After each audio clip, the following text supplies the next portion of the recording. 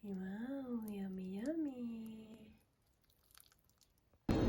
Hello everyone, good day. So today, magluluto ako ng cassava cake. So marami pong nagkakagusto nito. Paborito po to namin, cassava cake. So ayan, hinalo ko na lahat dito ang ingredients. No?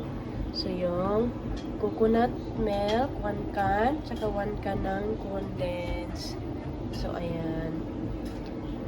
Ayan. So yung ginamit na ko namin dito na grated cassava lang, na nakapack na. So ito siya. So, ganyan siya. Dalawang pakete yung inad ko dito. Tsaka tatlong egg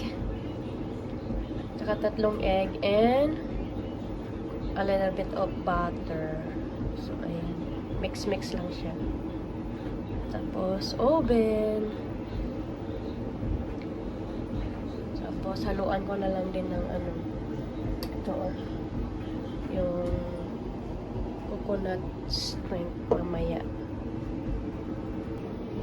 So ayan na siya, hinaluan ko lang ng makupuno string coconut. Tapos yun, ganon ko lang siya bago ko siya i-oven.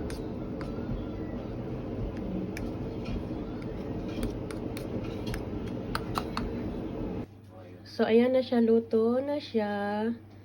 So ibalik ko siya ulit sa oven. Lagyan ko lang to nito condensed topping niya.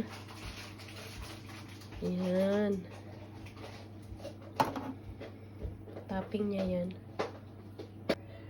So, ayan. Nakaspread na yung condensed ulit topping. Yan yung pinaka-topping niya. Tapos, ibalik ko siya sa oven ulit. Para magiging, siya, brown. The finished product. Wow. Sarap. So, ayan. Ayan, sarap niya. Tapos, may coconut pa yan.